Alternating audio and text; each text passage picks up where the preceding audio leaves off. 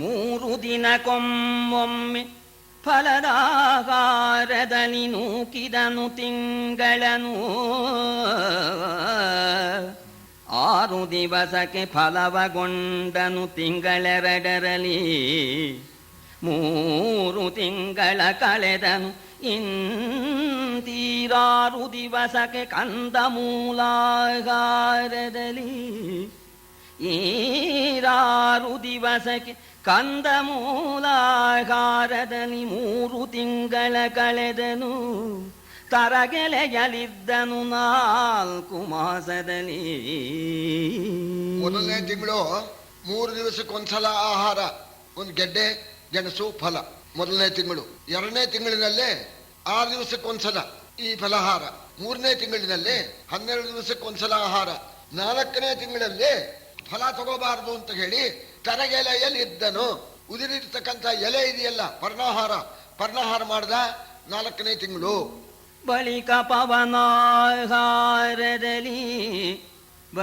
ಪವನಾಗಾರದಲ್ಲಿ ನಿಸ್ಖಲಿತ ಶಿವಪದ ಭಕ್ತಿ ಸುಧೆಯಲಿ.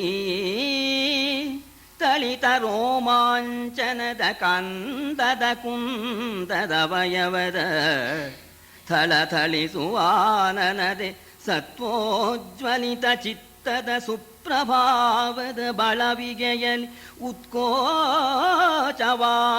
ತಪಧನಂಜಯನ.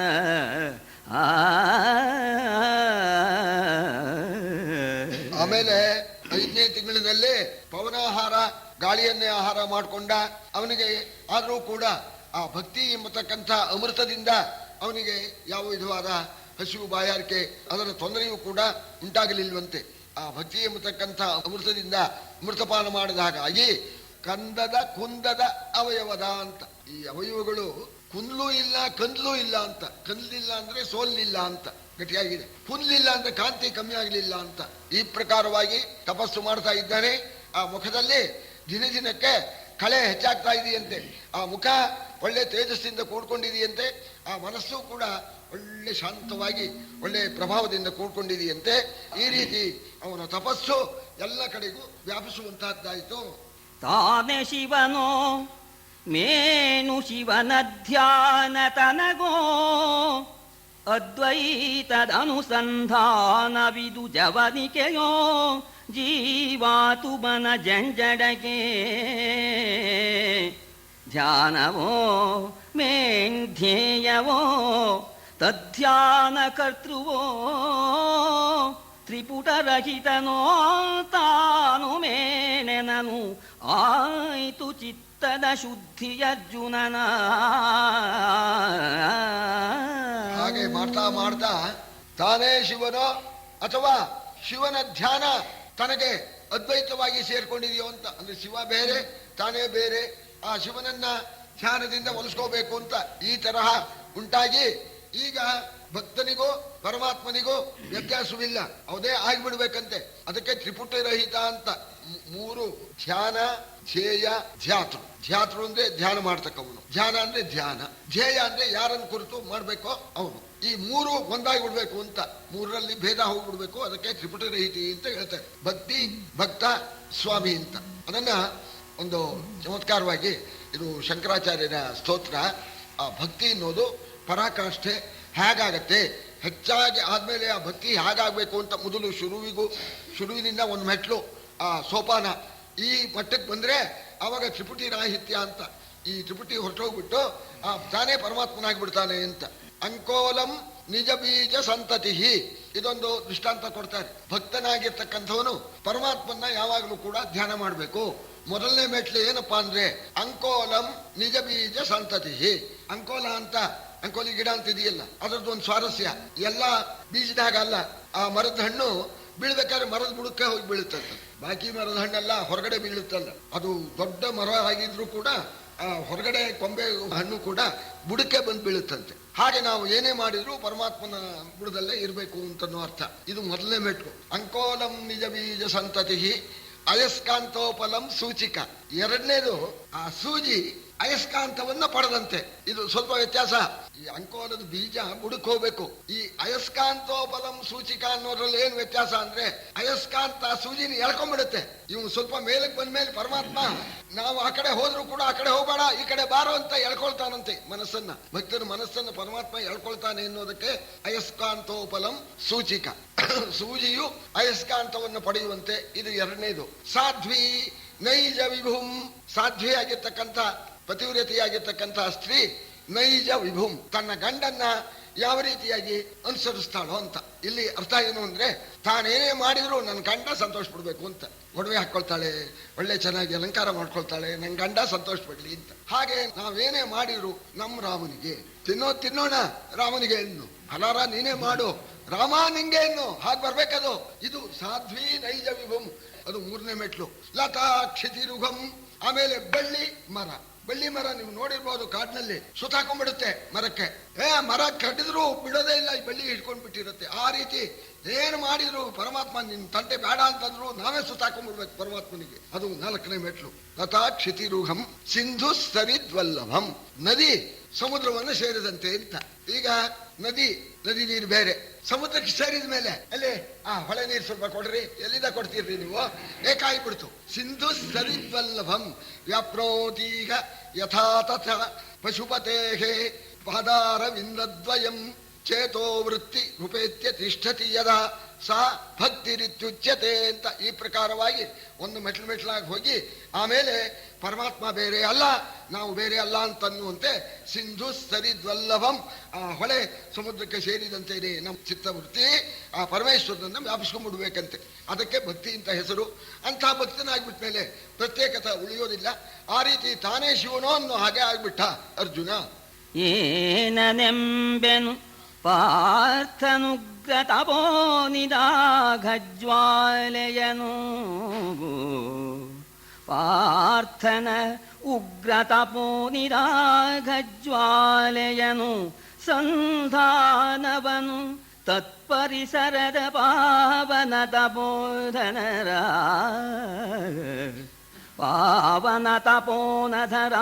ತಪೋಧನರ ಮೌನವುರೆಸೀದುದು ಜಪಾನುಷ್ಠಾನ ಬಿಡೆ ಬೆವರಿತು ಸಮಾಧಿ ಧ್ಯಾನ ಸೀಕರಿಯಾಯಿತು ಸಾರ ವಿಚಾರ ಶಮಸಗಿದ.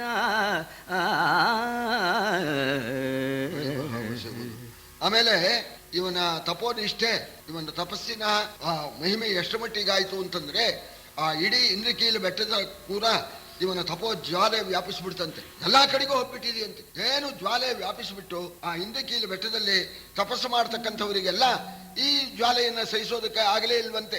ಆ ರೀತಿಯಾಗಿ ಇವನ ತಪೋ ಜ್ವಾಲೆ ವ್ಯಾಪಿಸೋಣ. ಇವನಿಗೆ ಸುಮ್ಮನಿರೋಕ್ಕಾಗೋಲ್ಲ, ಜಪ ಮಾಡೋಕ್ಕಾಗೋಲ್ಲ. ಆ ಪರಿಸರದ ಋಷಿಗಳಿಗೆಲ್ಲ ಇಂಥ ಅವಸ್ಥೆ ಉಂಟಾಯ್ತಂತೆ. ಅನೇಕ ಮಾಡೋಕೆ ಆಗೋದಿಲ್ಲ. ಕೂತ್ಕೊಳ್ಳೆ ತಾಪ. ಸರಿ ಮೌನವಾಗಿರೋಣ ಅಂದ್ರೆ ಮೌನಕ್ಕೆ ಅವಕಾಶವಿಲ್ಲ. ಮೌನ ಉರೆಸೀದುದು ಜಪಾನುಷ್ಠಾನ ಬಿಡೆ ಬೆವರಿತು ಅಂತ ಹೇಳಿ ವೇದ ಹೇಳೋಕೆ ಅಂತ ಪ್ರಾರಂಭ ಮಾಡ್ತಾರೆ. ಸ್ವರನೇ ಹೊರಡೋದಿಲ್ಲ, ಶ್ರುತಿಯ ಲಳಿ ತಗ್ಗಿತು. ಈ ಪ್ರಕಾರವಾಗಿ ಅವರಿಗೆ ತಪಸ್ಸು ಮಾಡೋದಕ್ಕೇನೆ ಸಾಧ್ಯವಾಗದೇನೆ ಆಗ ಯಾಕೆ ಹೀಗಾಯ್ತು ಅಂತ ಯೋಚನೆ ಮಾಡ್ತಾರೆ. ಯೋಚನೆ ಮಾಡೋಣ, ಇಲ್ಲಿ ಯಾರೋ ಒಬ್ಬ ತಪಸ್ಸು ಮಾಡ್ತಾ ಕೂತಿದ್ದಾನೆ ಅಂತ ಗೊತ್ತಾಯ್ತು ಅವರಿಗೆ. ಇವರ ಮನಸ್ಸು ಸ್ವಲ್ಪ ಕಲ್ಮಶದಿಂದ ಕೂಡ್ಕೊಂತು. ಯಾರೋ ಇಲ್ಲಿ ಬಂದು ಯಾಕೆ ತಪಸ್ಸು ಮಾಡ್ಬೇಕು, ನಮ್ಗೆ ತೊಂದರೆ ಕೊಡೋಕೆ ಅಂತ. ಇದಕ್ಕೆ ಅಭಿಮಾನ ನಂದು ಅಂತನೋ ಅಭಿಮಾನ. ಇಂದ್ರಕೀಲ ಬೆಟ್ಟ ಇವರದ್ದೇನೋ, ಇವರಿಗೆ ಅಭಿಮಾನ ಬಂದ್ಬಿಡ್ತು. ನಮ್ಮ ಇಂದ್ರಕೀಲಕ್ಕೆ ಯಾವನೋ ಬಂದು ತಪಸ್ಸು ಮಾಡಿ ನಮ್ಮ ಮೌನ ಧ್ಯಾನ ಎಲ್ಲ ಸೀದು ಹೋಗೋ ಹಾಗೆ ಮಾಡ್ತಾ ಇದ್ದಾನೆ, ಇವನು ಯಾರು ಇರಬಹುದು ಅಂತ ಹೇಳಿ ಹಳಿಬಗಾವಸೆ ಮನದೊಳಿದ್ದರು ಕೆಲರೆಡೆಯಾಡುತ್ತಿದ್ದರು ತಿಳಿಬು ಮರವೆಗಳಲ್ಲಿ ಕೆಲರು ಪ್ರಶಾಂತಿ ಭಾವದಲ್ಲಿ ಕೆಲರಿದೇನಿ ಬಗಿಲ್ಲಿ ತೊಲಗಿಸಿ ಕಳೆಬುದೀತನನೆಂದು ತಮ್ಮಳು ಕಳವಳಿಸುತ್ತ ಒಮ್ಮೊತ್ತವಾದುದು ಸಕಲ ಮುನಿನಿಕರ. ಇವರ ಮನಸ್ಸು ಸ್ವಲ್ಪ ಕಲ್ಮಶದಿಂದ ಕೂಡ್ಕೊಳ್ತು. ಇದು ಇರಬಾರದು. ಅವನೇನು ಕಮ್ಮಿ, ತಾವೇನು ಹೆಚ್ಚು. ಆದ್ರೆ ಅವರಿಗೆ ಅದು ಅಷ್ಟು ಮನಸ್ಸು ಬರಲಿಲ್ಲ. ಎಲ್ಲ ಇಲ್ಲಿ ಬಂದಿಯಾರಲ್ಲ, ಯಾರು ಇವನ್ ಬರೋ ಕೇಳಿದ್ರು, ಯಾರು ಕೇಳಿ ಬಂದ, ಯಾಕೆ ಬಂದಂತೆ, ಯಾರವನು ಕೇಳ್ರು, ನೀವು ಕೇಳ್ರೋ ಅಂತ. ನೀ ಕೇಳ್ರೋ ತೊಲಗಿಸ್ರೋ ಅವನ್ನ. ಇಲ್ಲಿ ಯಾಕೆ ಬಂದು ಅವನು ವಿಲ್ಲು ಬಾಣ ಕತ್ತಿ ಇಟ್ಕೊಂಡು ಇಲ್ಲಿ ಬಂದು ತಪಸ್ ಮಾಡ್ತಾ ನಮ್ಮ ತಪಸ್ಸಿಗೆಲ್ಲ ತೊಂದರೆ ಕೊಡ್ತಾ ಇದ್ದಾನೆ ಅಂತ ಏನು ಅಹಂಕಾರದಿಂದ ಕೂಡ್ಕೊಂಡ್ಬಿಟ್ಟು ಇವನ್ ತೊಲಗಿಸ್ಬಿಡೋಣ ಅಂತ. ನೀವು ತೊಲಗಿಸಿ ಕೊನೆಗೆ ಎಲ್ಲ ಸೇರಿದ್ದಾರೆ. ಗಾಬರಿ ಆಗ್ಬಿಡ್ತು. ಎಲ್ಲೋ ತಪಸ್ಸು ಮಾಡ್ತಾ ಇದ್ದಾನೆ, ಆ ಜ್ವಾಲೆನೇ ಇಷ್ಟು ತಾಪ ಆಗ್ತಾ ಇದೆ, ಅವನು ತೊಲಗಿಸೋಕೆ ಹೋದ್ರೆ ಬದುಕೋದು ಹೇಗೆ ಅಂತ. ಅದರಿಂದ ಹೀಗಾದ್ರೂ ಉಪಯೋಗ ಇಲ್ಲ. ನಾವು ಇದು ಇಂದ್ರಕೀಲ ಪರ್ವತ, ಪರಮೇಶ್ವರನ ಮಹೇಶ ಕ್ಷೇತ್ರ, ಪರಮೇಶ್ವರನ ಅಪ್ಪಣೆಯಿಂದ ನಾವು ಇಲ್ಲಿ ತಪಸ್ಸು ಮಾಡ್ತಾ ಇದ್ದೇವೆ, ಹೀಗೆ ನಮ್ಗೆ ತೊಂದರೆ ಆಗಿದೆ ಅಂತ ಪರಮೇಶ್ವರನಿಗೆ ಹೋಗಿ ನಾವು ಹೇಳೋದು ನ್ಯಾಯ. ಅವನ ತಂಟೆನೇ ಬೇಡ ಅಂತ ಋಷಿಗಳೆಲ್ಲ ಸೇರ್ಕೊಂಡ್ಬಿಟ್ಟು ಅಲ್ಲಿಂದ ಕೈಲಾಸ ಪರ್ವತಕ್ಕೆ ಎಲ್ಲ ಬರ್ತಾ ಇದ್ದಾರೆ. ಪರ್ವತವನ್ನು ಏರಿಬಿಟ್ಟು ಶಿವನ ಭವನವ ದೂರದಲ್ಲಿ ಕಂಡು ಇವರು ಮೈಕ್ಕಿದರು. ವರಮುನಿ ನಿವಕ ಬಂದುದು ಬಾಗಿಲ ಬದಿರು ಭಿನ್ನಕದ ಕದನ ವಿವರಿಸನು ಕರೆಸಿದನು. ಕರುಣಾನ್ನವನ ಕಂಡರು ಮೈಯ ಚಾಚಿದರವನಿಯಲಿ ಜಯ ಜಯ ಮಹೇಶ ನಮ ಶಿವಾಯನುತ ಮೈಯ ಚಾಚಿದರವನಿಯಲಿ ಕತ್ತಿದ್ರು. ಆ ಪರಮೇಶ್ವರನ ದೇವಾಲಯ ಕೈಲಾಸ ಪರ್ವತದಲ್ಲಿ. ಆ ದೇವಾಲಯವನ್ನು ನೋಡಿ ಸಾಷ್ಟಾಂಗ ನಮಸ್ಕಾರ ಮಾಡಿದ್ದಾರೆ. ನಮಸ್ಕಾರ ಮಾಡಿ ಆ ಪರಮೇಶ್ವರನ ಆ ಅರಮನೆಯ ಬಾಗಿಲಿಗೆ ಬಂದಿದ್ದಾರೆ. ದ್ವಾರಪಾಲಕರಿಗೆ ಹೇಳಿದ್ದಾರೆ, ಹೋಗಿ ಹೇಳಿ ಪರಮೇಶ್ವರನ ದರ್ಶನಕ್ಕೆ ನಾವು ಬಂದಿದ್ದೇವೆ ಅಂತ ಹೇಳೋಣ. ಆ ದ್ವಾರಪಾಲಕರು ಒಳಗೋಗಿ ಹೇಳಿದರು ಪರಮೇಶ್ವರನಿಗೆ ಯಾರೋ ಋಷಿಗಳು ಭೇಟಿಗಾಗಿ ಬಂದಿದ್ದಾರೆ ಅಂತ ನೋಡ, ಅವರನ್ನ ಒಳಗೆ ಬಿಡುವಂತ ಪರಮೇಶ್ವರನ ಅಪ್ಪಣೆ ಆಯ್ತು. ಆಗ ದ್ವಾರಪಾಲಕರು ಬಂದು ಹೋಗಿ ಸ್ವಾಮಿ ಅಂತ ಕಳಿಸೋಣ. ಅವರು ಒಳಗೆ ಬಂದವರು ನಮ ಶಿವಾಯ ಅಂತ ಹೇಳಿ ಪರಮೇಶ್ವರನನ್ನ ಧ್ಯಾನ ಮಾಡ್ತಾ ಸರಿ ಜಯ ಜಯ ಅಂತ ಹೇಳಿ ಜಯ ಜಯಕಾರವನ್ನು ಮಾಡಿ ಪರಮೇಶ್ವರನಿಗೆ ನಮಸ್ಕಾರ ಮಾಡಿದರು. ಏಳಿರೈ ಸಾಕೇಳಿ ಕುಳ್ಳಿರಿ ಬಂದ ಕಾರ್ಯವ ಹೇಳಿಯನೆ ಮುನಿದಿ ಕರವೆದ್ದುದು ನೊಸಲ ಕೈಗಳಲ್ಲಿ. ಹೇಳಿ ನೀವು ಹೇಳಿನ್ನು ಹಿರಿಯರು ಹೇಳಿಯನುತ ಒಳಗೊಳಗೆ ಘೋಳಿ ಮಸಗಿದುದು. ಒಬ್ಬ ಮುನಿ ನಿಲ್ಲಿಸಿದನು ಕಳವಳವ. ಬಹಳ ದೂರದಿಂದ ಬಂದಿದ್ದೀರಿ ಋಷಿಗಳು, ಹೇಳಿ ಬಹಳ ಆಯಾಸ ಆಗಿದೆ, ಹೇಳಿ ಕೂತ್ಕೊಳ್ಳಿ. ಏನಾಗಿದೆ, ನಮ್ಮಿಂದ ಏನಾಗ್ಬೇಕು, ಯಾತಕ್ಕೋಸ್ಕರ ನೀವು ಬಂದಿದ್ದೀರಿ ಅಂತ ಪರಮೇಶ್ವರ ಪ್ರೀತಿಯಿಂದ ಹೇಳೋಣ. ಈ ಋಷಿಗಳಿದ್ರಲ್ಲ, ಸ್ವಾಮಿ ನೀವ್ ಹೇಳ್ರಿ, ನೀವು ಹಿರಿಯರು, ನೀವ್ ಹೇಳಿ ಅಂತ ಇವರಲ್ಲೇನೆ ಹೀಗೆ ಒಂದ್ ಸ್ವಲ್ಪ ಹೊತ್ತು ನೀವ್ ಹೇಳಿ ಅಂತ ಇದ್ದಾಗ ಅಲ್ಲಿ ಯಾರೋ ಒಬ್ಬರು ಋಷಿ ನಾ ಹೇಳ್ತೀನಿ ಅಂತ ಹೇಳಿ ನಿಂತ್ಕೊಂಡು ಕೈ ಜೋಡಿಸ್ಕೊಂಡು ಪರಮೇಶ್ವರನಲ್ಲಿ ವಿಜ್ಞಾಪನೆ ಮಾಡ್ಕೊಳ್ತಾ ಇದ್ದಾರೆ. ನೀಲಲೋಹಿತ ಚಿತ್ತವಿಸು ಶಶಿಮೌಳಿ ಭಿನ್ನಗ ನಿಗಮ ಮಹಿಳಾ ಮೌಳಿಮಣಿ ನೀರಾಜಿತಾಂಘ್ರಿ ಸರೋಜನವಧಾನ ಪಾಲಿಸುವುದಾರ್ತರನು ಪರಮ ಕೃಪಾಳು ನೀನು ಅತಿದೀನರಾವು ವಿಟಾಳ ಸಂಗತಿಯಾದುದು ಎಮ್ಮಯ ಜಪ ತಪಸ್ಥಿತಿಗೆ. ನೀಲಲೋಹಿತ ಚಿತ್ತವಿಸೋ ಶಶಿಮೌಳಿ ನಿಗಮ ಮಹಿಳಾ ಮೌಳಿಮಣಿ ನೀರಾಜಿತಾಂಗ್ರಿ ಸರೋರುಘ. ಅವಧಾನ ಅಂತ ಇದು ದೊಡ್ಡವರಿಗೆ ಹೇಳ್ತಕ್ಕಂಥ ರೀತಿ ಅವಧಾನ ತಾವು ಕೇಳಬೇಕು. ನಾವು ಆರ್ತರಾಗಿದ್ದೇವೆ, ನೀನು ಆರ್ತರನ್ನ ಕಾಪಾಡತಕ್ಕಂಥ ಕೃಪಾಳುವಾಗಿದ್ದೀಯ. ನಾವು ಬಹಳ ದೀನರಾಗಿಬಿಟ್ಟಿದ್ದೇವೆ, ನಮ್ಮ ಅನುಷ್ಠಾನಕ್ಕೇನೆ ತುಂಬಾ ಕುಂದುಂಟಾಗಿದೆ. ನೀನು ಕೇಳಬೇಕು, ಅದನ್ನ ನಮ್ಮ ಕುಂದಿಗೆ ಪರಿಹಾರವನ್ನ ನೀನು ಉಂಟು ಮಾಡಿಕೊಡ್ಬೇಕು ಅಂತ ಪ್ರಾರ್ಥನೆ ಮಾಡಿದರು. ಶಾಂತಿಯೇ ಮನೆ ನಿಮ್ಮ ಚರಣದ ಚಿಂತೆಯೇ ಮನೆ ವಾರ್ತೆ ವರವೇದಾಂತ ತತ್ವರಹಸ್ಯ ಮನನಾದಿಗಳು ಸಂವಸ್ವ ಗಾಂತಿಯೇ ಸುಖ ಭೋಗ ಮಾಯಾಶ್ರಾಂತಿಯೇ ಮಾಹಾತ್ಮ್ಯೇ ಇವು ಋಷಿ ಸಂತತಿಗೆ ವರ್ತನವನೇ ಇವು ಋಷಿ ಸಂತತಿಗೆ ವರ್ತನ ಬಲೆ ವೈದಿಕ ವಿಧಾನದಲ್ಲಿ. ವಿಧಾನದಿಂದ ವಿಚಾರ ಮಾಡಿದ್ರೆ ನಮಗಿರ್ತಕ್ಕಂಥದ್ದೇನಪ್ಪ ಅಂದ್ರೆ ಶಾಂತಿಯೇ ಮನೆ. ನಿಮ್ಮ ಪಾದಕಮಲಗಳ ವಿಚಾರ ಚಿಂತೆ ಮಾಡತಕ್ಕಂಥದ್ದೇನೆ ಮನೆ ವಾರ್ತೆ. ವೇದಾಂತಾದಿ ಈ ತತ್ವ ರಹಸ್ಯವೇನೆ ನಮ್ಮ ಸರ್ವಸ್ವ. ದಾಂತಿಯೇ ಸುಖಭೋಗ, ದಮಾಂತ ನಾವು ಇಂದ್ರಿಯ ನಿಗ್ರಹವೇ ನಮ್ಮ ಸುಖಭೋಗ. ಸರಿ, ಮಾಯಾಶ್ರಾಂತಿಯೇ ಮಹಾತ್ಮೆ, ಮಾಯೆಯನ್ನು ಕಳಿಸಿಕೊಳ್ತಕ್ಕಂಥದ್ದೇ ಮಹಾತ್ಮೆ. ಇದನ್ನ ನಾವು ಅನುಷ್ಠಾನಗಳಿಂದ ನಾವು ಸಾಧಿಸ್ಕೋಬೇಕು. ಈಗ ಅನುಷ್ಠಾನಕ್ಕೇನೆಯೇ ತುಂಬಾ ತೊಂದರೆ ಬಂದ್ಬಿಟ್ಟಿದೆ. ನಮ್ಮ ಶಾಂತಿ ಕದಲಿ ಹೋಗ್ಬಿಟ್ಟಿದೆ ಅಂತ. ನಮ್ದು ಇನ್ನೇನಿಲ್ಲ, ಶಾಂತಿ ದಾಂತಿ ಇದೇ ನಮಗೆ ಬೇಕಾದ್ದು. ಅಷ್ಟಕ್ಕೆ ನಮಗೆ ತೊಂದರೆ ಉಂಟಾಗಿದೆ. ಇದುವರೆಗೆ ಅಂತ ತೊಂದರೆ ಬಂದಿರಲಿಲ್ಲ, ಈಗ ಬಂದಿದೆ ಒಬ್ಬನಿಂದ. ಹೋದ ಹೊಲಬಿಲ್ಲ ಅದರೊಳಗೆ ದುರ್ಭೇದ ತಪವೇ ಹೊಗೆಬುತ್ತದೆ. ಹೊಳ್ಳಾದವೆಮ್ಮ ಸಮಾಧಿ ಸೈರಣೆ ಶಮದ ಮಾದಿಗಳು ಕಾದುದಾವನ ಭೂಮಿ ತರುಗುಲ್ಮಾದಿಗಳು ಕಟ್ಟೊಣಗಲಾದವು. ಕಾದುದಾವನ ಭೂಮಿ ತರುಗುಲ್ಮಾದಿಗಳು ಕಟ್ಟೊಣಗಲಾದವು. ತೀದುದೆಮ್ಮಯ ನಿತ್ಯ ವಿಧಿ ಒಬ್ಬನ ದೆಸೆಯಲಿಂದು.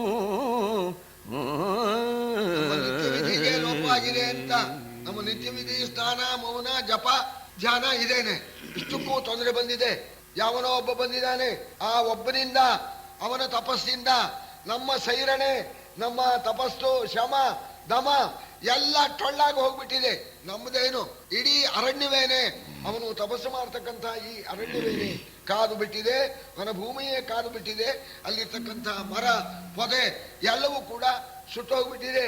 ಅದು ಯಾರಿಂದ ಅಂತಂದ್ರೆ ರಾಯನು ಮೇಣವನು ರಾಬುತ ಪಾಯಗನು. ಋಷಿಯಲ್ಲ ಋಷಿಗೆ ಕಾಯುಧಂಗಳ ಗೊಡವೆ ನಮಗೆ ಗದರ ಭೂತಾಡ. ಸಾಯಕದ ಬತ್ತಳಿಗೆ ಚಾಪವಡಾಯುಧದ ಕುಶಬೆರಳ ಜಡೆಗಳ ಅನಾಯತದಲ್ಲಿ ಅನುಚಿತದ ಸಂಗದ ತಪಸಿಯಗನೆಂದ. ಅವನ್ನ ರಾಜ ಅಂತಲೂ ಅನ್ನೋ ಹಾಗಿಲ್ಲ, ಅಥವಾ ವೇಷ ಹಾಕೊಂಡಿರ್ತಕ್ಕಂಥ ರಾಜನೋ ಏನು. ಅಂತೂ ಋಷಿ ಅಲ್ಲ ಅವ. ಋಷಿ ಆಗಿದ್ರೆ ಬರೀ ರುದ್ರಾಕ್ಷಿ ಮುಂತಾದ ಹಾಕೊಂಡು ತಪಸ್ ಮಾಡ್ತಾ ಇದ್ದ. ಬಿಲ್ಲು ಬಾಣ ಸ್ವಂತದಲ್ಲಿ ಕತ್ತಿ ಬೇರೆ ಇಟ್ಕೊಂಡು ನೋಡೋಕೆ ಭಯವಾಗತ್ತೆ. ಅವನು ರಾಜರ ವೇಷ ಹಾಕೊಂಡು ಬಂದಿರ್ತಕ್ಕವನು ಅಥವಾ ನಿಜವಾದ ರಾಜನೋ ಅವನ ಆ ವಿಚಾರ ನಮಗೆ ಅರ್ಥವಾಗ್ತಾ ಇಲ್ಲ. ಬಿಲ್ಲು ಬಾಣ ಎಲ್ಲ ಇಟ್ಕೊಂಡಿದ್ದಾನೆ, ಬತ್ತಳಿಕೆ ಕಟ್ಕೊಂಡಿದ್ದಾನೆ. ಅವನಿಂದ ನಮ್ಮ ಸಮಸ್ತವಾಗಿರ್ತಕ್ಕಂಥ ನಿತ್ಯ ವಿಧಿಗೂ ಅನುಷ್ಠಾನಕ್ಕೂ ಕೂಡ ತೊಂದರೆ ಉಂಟಾಗಿದೆ. ಒಬ್ಬರಿಂದ ಅನೇಕ ಜನಕ್ಕೆ ತೊಂದರೆ ಉಂಟಾಗ್ತಾ ಇದೆ. ನಾವೇನು ಅಸೂಯೆಯಿಂದ ಹೇಳೋದಕ್ಕೆ ಬಂದಿಲ್ಲ. ಅನೇಕರಿಗೆ ತೊಂದರೆ ಆಗಿರೋದ್ರಿಂದ ತಮ್ಮ ಮುಂದೆ ನಾವು ವಿಜ್ಞಾಪನೆ ಮಾಡ್ಕೊಳ್ತೇವೆ. ಇಲ್ಲಿ ನಮ್ಮಿಂದ ತಪಸ್ ಮಾಡೋಕೆ ಸಾಧ್ಯವಿಲ್ಲ. ಅವನ್ನ ಬೇರೆ ಕಡೆ ನೀವು ಕಳಿಸ್ಬೇಕು. ಅವನ್ ಬೇರೆ ಕಡೆ ಕಳಿಸಿದ್ರೆ ನಾವು ಇಲ್ಲಿ ತಪಸ್ ಮಾಡೋದಕ್ಕೆ ನಮಗಾಗತ್ತೆ. ಒಂದ್ ಪಕ್ಷ ಅವನು ಕಳಿಸೋದಕ್ಕೆ ಇಷ್ಟ ಇಲ್ಲದೆ ಇದ್ರೆ ನಮಗೆ ಬೇರೆ ಜಾಗ ಕೊಡಬೇಕು ಅಂತ ಕೇಳಿದ್ರು ಅವರು. ಅವನ್ನಾರು ಎಬ್ಬಿಸ್ಬಿಟ್ಟು ಈ ಜಾಗನ ನಮಗ್ ಕೊಡಿ, ಇಲ್ಲ ನಮ್ಮನ್ನ ಬೇರೆ ಜಾಗಕ್ಕೆ ಕಳಿಸ್ಬೇಕು ಅಂತ ಹೇಳಿ ನಮಸ್ಕಾರ ಮಾಡೋಣ. ಆಗ ಪರಮೇಶ್ವರ ಯಾರಿರಬಹುದು ಅಂತ ಹೇಳಿ ಕೇಳುತ್ತವನಾರೋ ಎನುತ ಶಶಿ ಮೌಳಿ ವಿಮಲ ಜ್ಞಾನ ದೃಷ್ಟಿಯೊಳಾಳನರಿದನು ಮನದೊಳಗೆ ನಮ್ಮವನಲ ಎನುದ. ಬೋಲ ಹಿಮಕರ ಕಿರಣನೊಡನೆ ಸಮೇಳವಕನಗೆ ಮಿನುಗೆ ಮುನಿ ಜನ ಜಾಲವನು ನೋಡಿದನು ಕರೆದನು ಕೃಪೆಯತ ನಿಮಳೆಯ. ಯಾರಿರ್ಬಹುದು ಅಂತ ಪರಮಾತ್ಮ ಪರಮೇಶ್ವರ ಜ್ಞಾನ ದೃಷ್ಟಿಯಿಂದ ನೋಡಿದ. ಓಹೋ, ನಮ್ಮೋನೆ, ಬೇರೆಯವನಲ್ಲ ಇವ, ನಮ್ಮನ ಋಷಿ. ಹಿಂದಿನ ಜನ್ಮದಲ್ಲೂ ನಮ್ಮನ್ನು ಕುರು ತಪಸ್ ಮಾಡಿದವನು, ಭಾಷುವ ತಾಸ್ತಕ್ಕ ಬಂದಿದ್ದಾನೆ ಅಂತ ಮನಸ್ಸಿನಲ್ಲಿ ಮಾಡಿಕೊಂಡು ನಮ್ಮವನು ಅಂದ ನಕ್ಬಿಟ್ಟ. ಆ ಬಾಲಚಂದ್ರ ಇದಾನಲ್ಲ ಜೊತೆಯಲ್ಲಿ ಆ ಬಾಲಚಂದ್ರಕ್ಕೆ ಸಮಾನವಾಗಿರ್ತಕ್ಕಂಥ ನಗು ನಕ್ಬಿಟ್ಟು ಆವಾಗ ಆ ಋಷಿಗಳಿಗೆ ಸಮಾಧಾನ ಹೇಳ್ತಾ ಇದ್ದಾನೆ ಪರಮೇಶ್ವರ.